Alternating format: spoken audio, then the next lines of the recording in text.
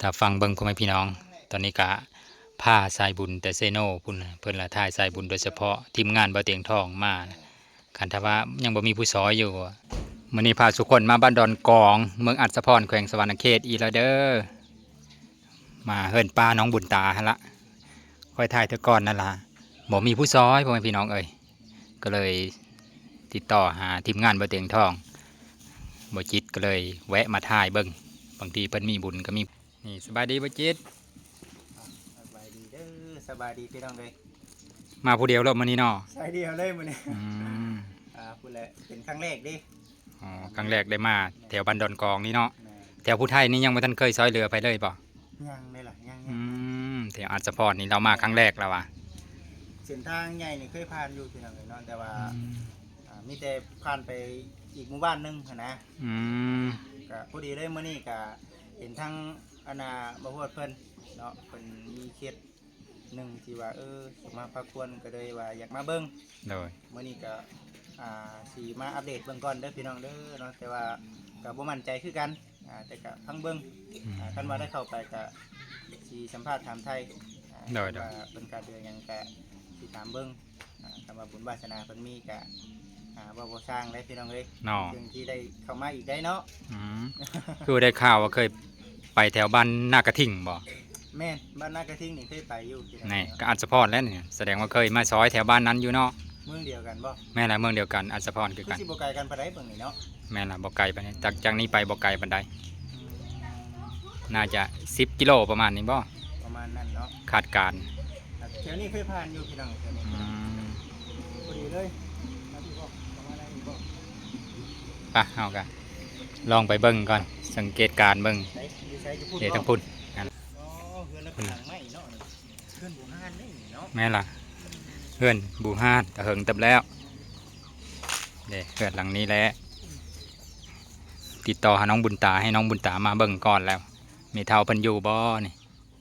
เดี๋ยวเพิ่นก็นั่งทาอยู่กุยพุ่น อุ้ยน้องบุญตาแม่นบ่สบายดี นี่มื้อนี้เพิ่นก็เอามาไว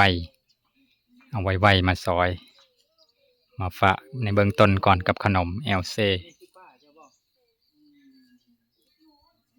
สักปีแล้วก็จะน่ะ15 ปีเรียนอยู่บ่ผมว่าปีหน้าเด้ยันบ่ได้เฮียนคือว่ายันบ่ได้เฮียนบ้านลูกชายบ่เอาเมียบ่ใช่ ผู้หนึงก็ไปสู้เมย์อยู่ทุกผู้บ้านห้อยบ้านศอก อยู่พุ่นบ่เด่นแสดงว่ามีลูกจักคนก็ ลูกเพิ่นน่ะบ่ชอบ บ่เจ้าน่ะ อันโยลูกค่อยน่ะ3คนทั้งหมดน่ะยังอยู่นำค่อยน่ะ2 ผู้ชายทุกคนเลยเนาะบ่มีผู้หญิงจักคน ชายล้วน เออ ๆชายล้วนๆพี่น้องเอ๋ยเนาะ เอาแล้วแม่น่ะถูกตัวตายนะ ลูกบ่ดื้อ โดยก็พอดีคือว่าแน่นั่นแหละมื้อนี้ก็มาเห็นอยู่ในคลิปของทางบ่ฮู้เพิ่นส่งไปให้เบิ่ง แม่นี่เลยก็ชมเพิ่นชมนั่นแหละมาเบิ่งกัน อืมแต่ว่าเรื่องข้าวเรื่องน้ำได้ปะเป็นจัง บ่ ได๋ มีเอ็นหน้าก็ไปเฮ็ดไปให้ไปหน้าก็บ่ฮอดค่อยต้องคัดเค้น อื ย่าง ม ก็บ่ได้ก็บ่ไปน้ำรุ่นแล้วเขาละปีละบ่พอกิน บ่พอกินบ่ครับ เอา เอาจักชอบซะ เฮ้ยเขา8ชอบ1ปีนี้น่ะมันก็หมดเลยที่คนกินอันลูกหมาคนเบ่นก็กินอยู่นี่ ข้าวเป็ดชอบมันก็แล้วไวเลยล่ะนาเนาะเดือนก็มันชงเดือนซะเอ้าขออนุญาตนำ หมดแต่เดือนชาม เดือนชา แล้ว เดือน2เดือน3ก็หมดแล้วอึดเข้าตั้งแต่พุ่นมานะว่าแล้วนะ ขั้นเดี๋ยวนี้ได้ซะสมมุติว่ามันเบิดเลยเพิ่งป้าเอาน้ำใสกิน ก็บ้านของเบิ่งนี่เห็นได้ ขอ แล้วลูกไปอันนั้นไปไทยรับเอาไปไทยอันหนาให้เขา เอาลูกชาย2คนนี่เฮ็ดหยังนี่บอกเขาไปเฮ็ดเวียกอยู่บ่ เพื่อไปก็บ่ไป ไปก็บ่ไป แสดงว่าคืออยู่นี่คือป้า ลูกตะนอนตกตะวานนี่นอนอยู่นี่นะนอนคืนนี้ก็มืดคืนวานนี่ก็มืดมืดบ่ได้กินข้าวเลยนอนบัดค่อยมาแต่เนื้อปุ๊บเอามามีน้อยเดียวเอาไปขายแล้วยังได้ไปอยู่นี่ มีหน่อยเดียวเอามีห่อเดียว อยู่ได้หืนเอาเหินน้อยบ่รู้เหินใหญ่เอาเหินใหญ่โพบ่แพ้เลยเด้เดี๋ยวนี้บ่เห็นเพิ่นแล้ว อ๋อรักษาบ่แพ้โปรบ่แพ้นี่หมายถึงว่ารักษาบ่แพ้ บ่แพ้เนาะ โพบ่แพ้เลยเด้เพิ่น ดูแลบ่ได้แล้วเฮือนใหญ่โพด อัน เกิน เยอะแต่ว่าพ่อหยังมันเยอะพอเฮ็ดเนาะบ่แล้วอันเหินยังบ่ทันแล้วพอนอนทงจำตื่นเพิ่นตายซื่อๆแล้วเลยเด้ผมมีผู้เฮ็ดเลยเด้ ลูกผัวเด้ โพน่ะโยลูกก็ไอ้ไหลมือเลยขึ้นมือโพน่ะชั้น4คนหลายๆ4คนเลยโพน่ะตายเพิ่นตายนำผู้หนึงตายก็แบบป้า ว่าได้ก็คือครอบครัวนี่คือบ่สมบูรณ์แบบเนาะ อืม คือบ่สมบูรณ์แบบ โอ้โหป้าพัดลูกไหลมือใช่ยังบ่แม่นลูกเพิ่นเด้ลูกหน้า เข้าใจ ลูกเพิ่นจะว่าใครเด้อันนี้ลูกหน้าเลยโยเพิ่นก็มึง น้องบุญตาก็เอาในอยู่ในกินมาผักมาต้อนอยู่บ่ฮะ บ่มี บ่มีคือกันบ่ อืม อืมแต่ว่าเป็นจะได้ใช้ทั้งเจ้าเขานำซ้ำปลาอยู่ ก็เขานี่พอได้กินอยู่ แต่ถ้าพอได้กินเฮาก็เจ้าเฮ็ดได้ไปเป็นเนาะอันนี้ก็คำว่าเฮ็ดผู้เดียวนี่ก็เขาว่าบ่คายบ่หยังก็บ่มี แต่ว่า มันบ่ เพิ่น มี ก็ เฮ็ด บ่มี อื บ่มีกัน ม นะ บ่มีคือกันก็ได้ซอยได้ซ้ำที่ซอย แม่ เออ มันบ่มีผู้เฮ็ดเลยมัน ซอย บ่ ได้ บ่กินหมูเฮ็ดเลย ซอยได้บ่หลาย ซอยได้บ่หลายเนาะพี่น้องเอ้ยเฮ็ดได้ฉัน ไปให้ไปนาก็บ่ฮ้อนมันบ่ได้ยากบ่กินหยังก็หมูเฮ็ดทำได้กินนั่นแหละ มื้อนี้ก็ให้น้องบุญตากับพ่อฮวดเพิ่นพามามื้อนี้ก็ได้ก็พังเบิ่งเนาะอันนี้ก็ นั่งเฉแล้วถึง เคยอยู่บ่นอนน่ะไม้ตกลงมานี่ ตกดูดอกกินเยอะกินหยังแนวนี้แหละเป็นมิตรเป็นหยังกินเยอะมันเดาะมันหยังเป็นลมพัด อ๋อ ปัดก็ทำไปปัดน่ะแล้วมันขู่ลงอยู่ โอ้ แต่ว่าไม่ตกชื่อนี่นะนี่สิวไปตกดอก อยู่เนาะยันว่าเนาะคือบ่ลงคงเข่งอยู่ซั่นเนาะว่า อ้าวถ้าเกิดจะถังอันหมดไผเลยมันบ่หมดเด้อเนาะเอาน้ำดูลุ่มไผเพิ่นอยู่ถึง อ้าวคือว่าแท้ เลยก็เจ้าเอาไผไม้ได้น่ะนะ ใช่ไหม ไผไม้เลยก็เจ้าอันเอาโยมหมดแล้วมันบ่หมดเลยหล่มก็หล่มมันนี่น่ะเลยไม่ลุกขึ้นเลยค่อยว่าเฮ้อเอาไม้ถังลง เออ จะถังเลยแล้วโอ้เป็นน่ะนะ เป็นเครื่องเปิ้งอยู่เลยตัวนั้นเนาะใหญ่กว่าหมู่หมองนั้นมองไฟไหม้ เมื่อ ไฟ ก่อน ปลิวเข้ามานะ โอ้ เขาจุดแต่ท้องนาเวลาไฟปลิวเข้ามาใส่ โอ้ยเนาะมาขอเฮือนตัวเองนี่เนาะ อ้าวมันโทษอยู่ตัวเหินอันนี้มันก็เป็นนี่นั่นแหละโดหมูสังกะสีหมูดิบมันได้ละตกชื่อกับมันบ่ไหม้งง ๆ ตกเสืออื่นๆก็บ่ไหม้ว่ะมาไหม้เฮือนลาวนี่เหรอ ๆไม่เฮือนแล้วนี่ติ มันโดแบบนี้เยอะมันทำเด็กก็ขี้เยอะอ่อยน่ะลมเป็นลมเลยนะลมของบ้านสิ โดย ถูกแต่ใดแห่งตื่มเนาะ ไม่ค่ะมันดอกเบิ่นเด้ บ่ ก็เลยติดง่ายเนาะ พูดเลยนั้น โอ้ไม่ดอกเบิดเนาะตกถึกน้อยหนึงก็ติดแล้วเนาะ กดไม่แดงที่เหลือเอ้าแล้วมันเป็นไผ่นะลมเป็นลมพัดเดี๋ยวเพราะว่าหมอดแล้วมันบ่หมอดลมเป็นที่ลุกมันขึ้นเลยเลยเพราะว่าคือทางลงว่าจะทางยกมันนั่นบ่มีมุงนะเด้อ เข้าวเดี๋ยวนี้ยังหลายซำใดป้าข้าวกินข้าวสารนี่นะ อ้าวบ่มี บ่มีจักดีนี่ โยพอได้มาจะต้องไปเอาเฮินเข้าอยู่เนอผมอันเช่านี่นะ ขอบ่เดี๋ยวนี้ขอบ่ เอ้าก็ ขอมานี่แต่หึงแล้ว เอาแต่เดือชามยังว่าเว้าอยู่ โอ้ขอมาแต่เดือน3มีบ่แบบบางครั้งเขาเจ้าบ่ให้ป้า โยเนาะ มีบ่ ไอ้เชื้อคำตุ่มโบคอน้ำมู ขอซื่อๆเนาะบ่ได้แลเอา อันเจ้าเอาลูกไม้กินเจ้ามาเอาลูกไม้เหินนี่แหละไปเอาน้ำเจ้า อ๋อ ยังมีแนวแรกอยู่ เพิ่นมีกอลูกไม้อยู่ข้างเฮือนเพิ่นอันนั้นบอก บ่แล้วเอาหาทงกูเลย อ๋อเพิ่นไปหามาแล้วก็เอาไปแลกเอา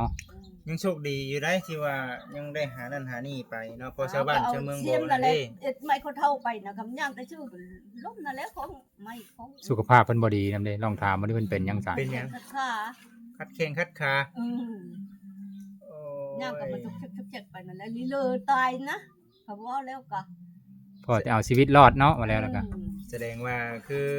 ณปัจจุบันนี่คืออาศัยตัวเองคันสิอาศัยลูกอาศัยเต้านี่คือสิบ่ส่งละ เออ บ่รอด นั่นแหละจังว่าน่ะ ป่วยหลายปีเลย บ่ โอ้ ช้ำมือดีชี้มือไข้วางใดนี่ก็ดี อื อืม โดยพี่น้องเอ้ย อัน เนาะ ใครอยู่กับลูกน่ะขอเงินจักสิเอามาแต่ใช้ ขอเงิน ขออยู่เงิน ขอชูมือ เห็นแม่ใครอยู่น่ะก็ขออยู่จังหึมแม่เอา มื้อนี้ให้เท่าไหร่แล้วมื้อนี้ บ่มี สิเอาหยัง ถือจังหวะบ่มีนี่เป็นจังไดลูกถือจังหวะบ่มีนี่เพิ่นให้อยู่บ่ลูก อยู่เมาก็ให้นั่นแหละอันนี้บ่เว้านี่เจ้าก็บ่ให้ อืม อืม บ่มีก็คือถ้าบ่ปากนี่คือเงียบไปเลยถ้าบ่มีนี่คือถ้าเฮาจมนี่คือเพิ่นให้บัดนี้ เอาให้ดอกก็เว้าอันนี้เฮาว่าบ่มีเอาไว้ใช้ แล้วไป แต่ว่าที่นี่เป็นของตัวเองบ่ปะเออ เป็นบ่ได้นี่ว่า แต่ว่าเฮือนน้องบุญตานี่ไกลบ่บ่ได้ไกลบ่จ้ะ ยังบ่เห็นอยู่หมอนอยู่บ่ บ่ไกลปานใดบ่อืมก็บางทีเป็นแบบใดก็เป็นพี่น้องแบบใดเอาแจ้งกับ เอาอัน แบบนี่เป็นเอ้ย ค่อย แม่ น่ะเอ้ยแม่ลาว เอ้ยแม่ เอ้ยแม่นี่ค่อยน่ะ โอ้ อันนั้นแล้วก็เจ้าจำห้องป้าน่ะ โอ้ ลูกแม่เดียว กับอันแม่ลาวอันนี้นะ ก็บาปอยู่บ่ เพิ่นน่ะเพิ่นว่าล้านละล้านค่อยอัน ไป นั้น ว่าคนสิซอยบ่มีคือกัน สิช่วยก็บ่มีคือกัน อืม ก็ได้เป็นช่องทาง อันนี้คือเจ้าบ่เป็นคนแนะนำทางบ่ฮวดพามาอืม มีคนแนะนำมา ทำ หาป้าอย่าว่ามีผู้ซอยเลยแน่เพราะว่าเอาว่าจนเนาะเอาว่าถูกคือกัน เราก็ดูคือกัน บางทีซอยได้ซ้ำนั่นแหละเอากินเล็กน้อย โอ้แบบเขาคุมอยู่คุมกินเนาะก็เด็กๆน้อยๆก็ได้อืมโดยพี่น้องเอ้ยเนาะก็ถือว่าเป็นครั้งแรกเด้เนาะอันที่เป็นคนแรกเลยที่ให้ทางบ่ฮวดมานี่ แม่นล่ะ แม่นบ่ แม่นล่ะ แล้วก็เป็นครั้ง เคย ที่สองนี้ แม่นล่ะเคยมาถ่ายลูกสาวเพิ่นล่ะเพิ่นก็เลยแนะนำมาไปถ่ายนะว่าไปถ่ายเบิ่งแหน่บางทีมีผู้ซอยว่ะก้อยก็เลยว่าโอ้คอยผัดบ่แม่นสายซอยเรือซั่นยันบ่มีผู้ซอยแล้วลองถ่ายเบิ่งว่ะถ่ายก็แม่นอีหลีบ่มีผู้ซอย อันนี้ก็บ่จักเด้อพี่น้องเด้อเนาะก็ถึงสิเป็นสายช่วยเหลือก็ตามแต่ทางบ่จิตก็บ่มั่นใจคือกัน แต่ว่าต้องให้ทางผู้รักผู้ใหญ่เพิ่นพิจารณาเบิ่งเด้อป้าเด้อ ก็พอมาเบิ่งตัวจริงก็เห็นก็บาปอยู่แต่ว่า คันสิช่วยเหลือในบางส่วนก็เฮาก็ยังบ่มีคือกันสาธุอันแน่ขอให้มีบุญวาสนาเด้อป้าเด้อขอให้มีบุญวาสนาน้องบุญตาก็คือกันเนาะขอให้บุญวาสนาคือกันนั่นแหละเฮ้ยเป็นเพื่อนตัวเองก็สิจักอยู่บ่บ่งนี่บ่อนใดนะฮะ โอ้ยสิเป็นแนวคอยช่วยแหละ นี่ก็เป็น เอ๊ะ เป็นครูเพิ่น เพิ่นครัวบ่นี่เพิ่นโคภาษาผู้ไทยเนาะ เขา ไปเข้าไปในเลยเออ เป็นใน โอ้ ด้านเป็นครูโมล่ะเป็นอันนี้ หมอนก็มาเฮ็ดยิบยังอยู่เลย ไปจับให้ MC เบิ่งเลยบ่ยันมือลำละว่าให้เป็นผู้ชาวนะฮะปึก กินหมดแล้ว โอ้กินมื้อละบ่ทันได้ทิม เด้ อ๋อ คัดซิกแต่บ่ตาบต่อเอา นี่แหละเพิ่นว่าสมบ่มีพี่น้องเอ้ยเนาะขนาดติ๊บเข่าใส่เข่านี่ได้นี่ยังบ่ทันมีบ่เชิญสิให้เขามีเนาะแม่เนาะขนาดแนวใส่นี่ก็ทั้งยากแล้วพี่น้องเอ้ยโอ้เติบหนึงอยู่เอาขออนุญาตนำเพื่อนเป็นฝาไม้กระจาดแท้ๆเนาะหาแบบพื้นไผบัดแห่งมาจุบนสูงเนาะย่านเด้ออันนี้ หยังน้ำมันหยังนั่นน่ะเพิ่นแขวนไว้น่ะมัน เฮ้ยมา มันโมบ่ น้ำ กินบ่ได้เพิ่นขี้ อันนี้คือของอยู่ของกินไปพี่น้องเอ้ยเอ้ากราบขอโทษขออภัยน้ำเวลาอีกก็สิเป็นแนวนี้แหละอันนี้คือซีคอร์ มาบีบจักบ่ได้ถือ เบิ่ แม่ งเบิ่งเบิ่งไปน้ำกัน อันนี้คืออันนี้คือโคกเด้อพี่น้องเด้อสากนี่ยังยังปกติอยู่เนาะอันนี้คือกระทะบ่กระทะเฮานี่มีซ้ำนี่แม่นบ่ เบิ่ง กระเบื้อง ภาษาผู้ไทยเอิ้นหม้อกระเบื้อง หม้อกระเบื้องบ้านเฮาเอิ้นกระทะแต่ว่าเบิดเด้อว่าหอยเบิดแล้วเนาะ โอ้ยว่าสิมาผักท้องผักใส่น้ำอยู่พี่น้องเลยเนาะกินเบดก่อนแหละนี่ แล้วบ่มีกินอยู่ว่ะ หยังเลยเตเปอร์มันล่ะ อันนี้คือขออนุญาตบัตรคำน้ำอีกที่หลายๆก็อันนี้บ่ป้าถ้วยนั่น เออ อืม 4 ใบโทย โอ้ยถ้วยสีใบน้อย โอ้ มาทับมาเลยว่ามีเท่าใดเอาอ้อทับหมด เอ้ยไผทับ ลูกชาย ลูกนั่นแหละ ใช่บ่ นั่นแหละมันจะบ่มีหยังนะกูพวกกบาลน้ำมันน่ะ ในหมู่บ้านคือสิสุด ป้า นั่นนะ ย่านลูกชายในนั่นในนี่ อา นี่แหละ ยานนั่นแล้วยันได้ฉาสิไปใช้ปุ๊บไปใช้ มุดย้อนไป ย้ ไหน อนนี่ใส่ไว้ได้ใส่เนาะ ๆวันมาเข้าเพิ่นบอก บนมาข้าว บ่ได้มาอันนี้ แอง ระวังเด้อผู้สาวตกเฮือนนี่จะหน่อยนี่ ตีอ๋อ อันหมอที่2เพิ่นบ่นี่ เอออันนี้ค่อยว่าอยู่นอกเป็นเด็กกับอันเก่านี่แบบเดียวนี่ โมยังเกาะอันนี้ นี่หมอหนึง น้ำ หนึ่ง โมนึง แต่ว่าน้ำนี่ยังพอมีอยู่เนาะน้ำนี่เนาะ น้ำพดาน แต่ว่า มีพุตัก โอ้ ผู้ได้ตับให้สาง แล้ว น้ำ จังให้ซะ เอาเป่งเอา เอาตัวเองนี่มีใดอยู่บ่ มันตายเลยน้ำทางใดน่ะก็ดิเอาพอเอาหมู อันนี้ได้คอของหมู่บ่อันนี้ พอเอาหมูนั่นน่ะก็ดิได้มาแล้วน้ำทางมันตายน้ำบ่ขึ้นเลยเดี๋ยวนี้น่ะ เดี๋ยวที่เพิ่นน่ะทั้งพูด แป้ง ใช่อันนี้บ่ ส่วนเพิ่นน่ะ อันนี้ชวนเด้อพี่น้อง ยังมีเงินแป้งเดี๋ยวนี้น่ะน้ำช้างกะ ที่เพิ่นพอปลุกกระต๊อบได้อยู่น่ะคันถ้าบ่อยังมามตัวนี้ก็ได้แม่นล่ะ จ๊ะเอ ข้างในนึงยังว่าอัน เฮ้ย ข้าวสารบ่ ข้าวสารบ่ล่ะเบิ่งหา ตานี้ ฮึบโอ้ ตานี้ไปเอามาทำนะ กระหลุม ทุ่งนึง กระหลุมเข้าเพิ่น เฮือนเรานะพี่น้องเอ้ยเนาะติดใจเฮือนเรานี่แหละคือสุดโหดแท้นี่เนาะ แบบว่าฝนตกก็บ่มีหมองอยู่จักสิซนอยู่หมองใดอยู่ใจใดก็โหหมด เนาะว่าอยู่เอาไปเอามามันสิปวกกัดกินเบิดสุอันเด้นี่ตาน้องบุญตา คือบ่จิตเบาหั่นแหละคันถ้าลมมานี่เป็นระยะมันตกลงมาใส่ บ่แนะนำเนาะบ่ฮวดเนาะบ่แนะนำให้โอ้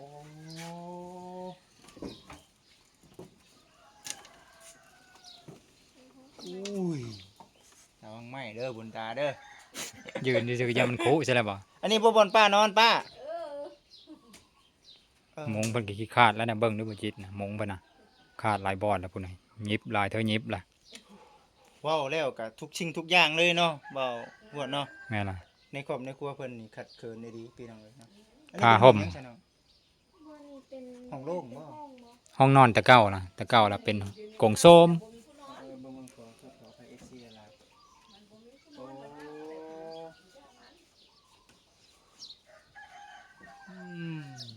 คันบ่จิตมาคนเดียวนี่บ่คิดได้ว่าเพิ่นสิมีคนนอนอยู่นี่เนาะบ่ค่อย กงโสมเพิ่นสมัย แล้วนั่นเป็น แต่เก่าบ่นอน ห้อง ประตูนี่อันเดียวกันแม่นบ่มีเหือน เข้าทางนั้นก็ได้ อ๋อ เปิดเข้าทางนั้นก็ได้ ใครรู้สันเนาะโอ้ แม่ตูเอ้ยอันนั้นเพิ่นละปลาเพิ่นนอนนี่ นอนกลางคืนได้สันนี่หึ นอ บ่ นนี่ละ สิบ่ฮ้อนบ่นี่มันบ่ฮ้อนดอกติมันโล่ง บัดเท่าฝนหั่นแหละเพิ่นเอาล่ะบ่มีหมองหลีอยู่ ยามหนาวเด้ป้ายามหนาวคือสิชุดๆได้นี่เนาะ ไข่เด้ไข่กว่าอันฝนตก ใครกลัวฝนตก อืม หนาวกะ ยามหนาวใครเนี่ยแต่ว่าผ้าห่มเพิ่นก็บ่ค่อยมีแล้วนะเบิ่งนี่ บ่จิต นี่ เบิ่ง ขี้ขาดเต็มๆอยู่นะ มีแต่ขาดบ่เลยป้าน่ะ ผ้าห่มพื้นเดียวนั่นน่ะบองค้างไว้ ผมเพิ่นเดียวขาดก็บ่ได้มี